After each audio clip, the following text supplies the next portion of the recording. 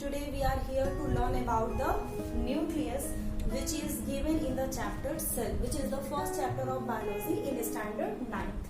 तो यहाँ पे we will discuss about the nucleus, that who discovered the nucleus, what are the different structure and components present in the nucleus, and what is the function of that components in the nucleus. तो वो सारे components का function क्या है इस nucleus के अंदर, वो सारी चीजें हम यहाँ पे पढ़ेंगे. तो friends, एक चीज यहाँ पे आपको दिखाना चाहेंगे. Here the diagram is given.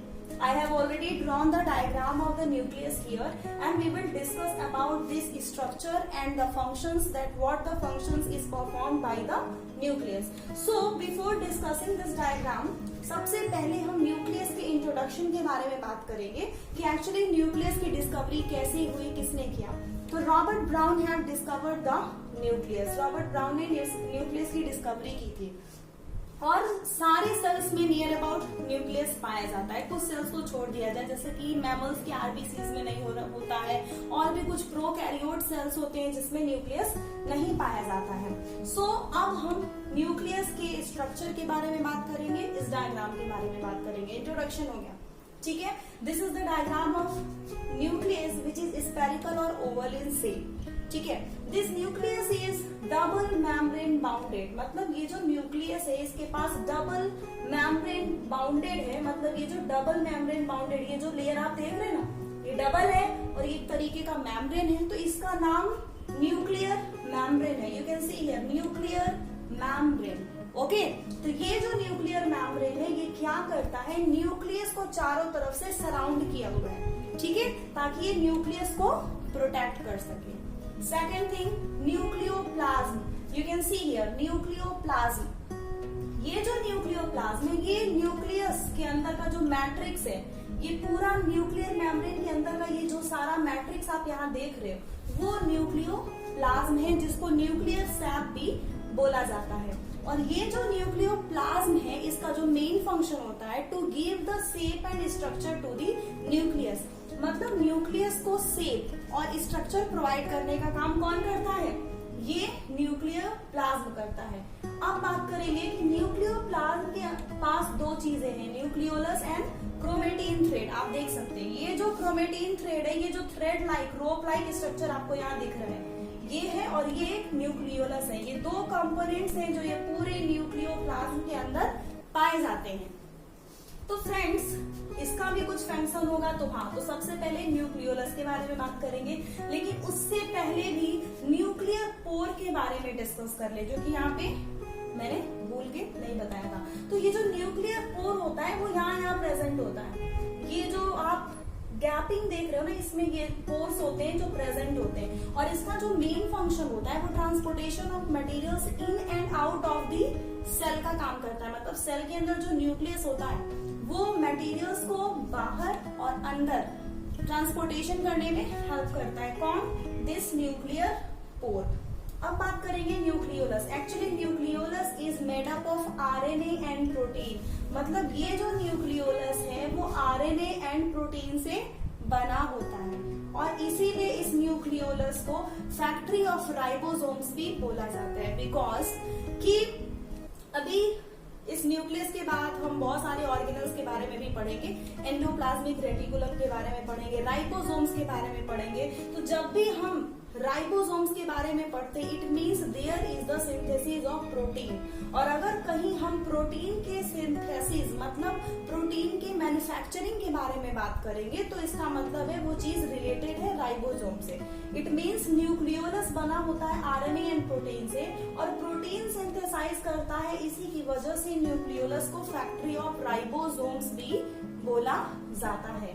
So nucleolus is also cleared, nuclear membrane, nucleoplasm and nucleopore. Now we'll talk about the chromatin thread. ये जो chromatin thread है, ये एक rope like structure, thread like structure होता है जो DNA and protein से बना होता है, histone type protein से बना होता है. कौन, ये chromatin thread is made up of DNA and protein.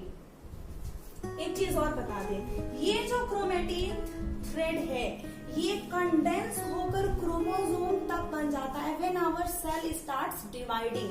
Whenever, जब भी हमारा सेल डिवाइड करता है तो उस कंडीशन में ये जो क्रोमेटिन थ्रेड है ये क्या करता है, कंडेंस होकर बन जाता है क्रोमोसोम।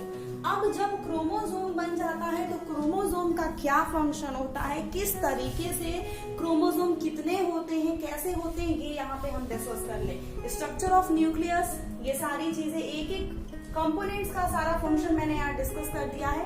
अब क्रोमोसोम्स के बारे में बात कर ले और उसके बाद बात करेंगे फंक्शंस ऑफ न्यूक्लियस। ठीक है, तो यहाँ पे क्रोमोसोम के बारे में बात करने से पहले ये बता दे कि 46 नंबर ऑफ क्रोमोसोम प्रेजेंट्स होते हैं ह्यूमन बॉडी में। 46 नंबर ऑफ क्रोमोसोम्स मतलब 23 पेयर्स। ठीक है, दो तरीके के क्रोमोसोम्स होते हैं, haploid and diploid. Haploid and diploid. ठीक है, हैप्लॉइड क्या होते हैं, 46 अनपेयर्ड क्रोमोसोम्स होते हैं। अनपेयर्ड क्रोमोसोम्स होते हैं जो कि सिर्फ और सिर्फ गैमेट्स में पाए जाते हैं। एंड डिप्लॉइड 23 पेयर में होते हैं, जिसको हम पेयर्ड क्रोमोसोम्स बोलते हैं, जो कि पूरे बॉडी सेल्स में पाए जाते हैं। ध्यान दीजिएगा students, 46 number of chromosomes are present in a human body, जो कि 23 पेयर्स भी कहा जाता है। लेकिन हमारे बॉडी में दो तरीके के क्रोमोसोम्स पाए जाते हैं, diploid and haploid. Haploid unpaired होता है, जिसका 46 नंबर होता है। अनपेयर्ड होगा तो गैमेट्स में पाया जाता है, सिर्फ और सिर्फ मेल एंड फीमेल गैमेट्स में। मेल में और फीमेल में कैसे पाया जाता है ये हम बता रहे हैं। डिप्लॉइड 23 पेयर हो गया, पेयरिंग में करेंगे तो इसका हाफ हो जाएगा, 46 का 23 आ जाएगा, और ये हमारे पूरे बॉडी सेल्स में पाया जाता है। लेकिन एक चीज और बता दें, यहाँ पे 46 पेयर और 46 अनपेयर्ड एंड 23 पेयर्ड में क्या डिफरेंस है। जैसे कि हैप्लॉइड जो कि सिर्फ और सिर्फ गैमेट्स में पाया जाता है, उसमें जो 23 पेयर्ड, जो कि हम डिप्लॉइड के बारे में बात करेंगे पहले, फिर हम हैप्लॉइड के बारे में। 23 पेयर्ड में क्या होता है एक्चुअली, जो 22 पेयर्ड होते हैं वो ह्यूमन बींग्स में मेल एंड फीमेल में सेम होते हैं। ठीक है, ध्यान दीजिएगा इस चीज को। हम यहाँ 23 क्रोमोसोम्स के बारे में बात कर रहे हैं। 23 क्रोमोसोम्स में से जो 22 पेयर्ड क्रोमोसोम्स होते हैं वो मेल एंड फीमेल में सेम होते हैं, लेकिन जो एक पेयर्ड होता है वो मेल में XY होता है, it is in male, and female में XX होता है। ध्यान दीजिएगा, ठीक है। तो मेल एंड फीमेल में जो 23rd पेयर ऑफ क्रोमोसोम होता है वो डिफरेंट हो जाता है। तो मेल में XY वो होता है और फीमेल में XX होता है, और बाकी 22 पेयर ऑफ क्रोमोसोम सेम होती है। ठीक है ना, तो ये हम लोग बात कर रहे थे किसके बारे में, सेक्स क्रोमोसोम्स के बारे में। चलिए ये तो ठीक हो गया, क्रोमोसोम क्या होता है, कैसे होता है, डिप्लॉइड हैप्लॉइड सब बता दिए। अब यहाँ पे फंक्शंस ऑफ न्यूक्लियस के बारे में बात करेंगे। तो न्यूक्लियस का सबसे main function, it is the brain of the cell. ये सेल का ब्रेन होता है। पहली बात, ये सारे एक्टिविटीज को कंट्रोल करता है, controls all activity, controls all the activities, या फिर ये भी कह सकते हैं controls all the metabolic activities. हो गया। इसके बाद जेनेटिक ट्रांसफर, जितना भी जेनेटिक ट्रांसफर होता है पेरेंट से उसके ऑफ स्प्रिंग को, मतलब बेबीज को, मदर फादर से जितना भी जीन्स ट्रांसफर होता है एक बेबी को, वो किससे आता है, न्यूक्लियस की वजह से ही आता है, क्योंकि उसके पास क्रोमेटिन है, और जो क्रोमेटिन है उसके पास डीएनए है, और डीएनए क्या करता है, जेनेटिक एक मटेरियल है, हेरिडिटी मटेरियल है, जिसके पास जीन्स होता है, और वही जीन पेरेंट से उसके ऑफ स्प्रिंग में जाता है। तो इसका मतलब है कि जेनेटिक ट्रांसफर करने का भी काम कौन करता है, न्यूक्लियस करता है। एंड एक चीज और, हमारे बॉडी में जितनी भी एक्टिविटीज होती है, मेटाबॉलिक एक्टिविटीज हो, टेम्परेचर मेंटेनेंस हो, या फिर सेल साइकिल डिवीजन हो, मोस्ट इंपॉर्टेंट सेल साइकिल या फिर सेल डिवीजन, इसको भी रेगुलेट करता है न्यूक्लियस। तो फाइनली ये न्यूक्लियस टॉपिक आपका कवर हो गया है। And thank you students. Please you go through it, and if you have any doubt, ask me questions. And thank you so much. Bye bye.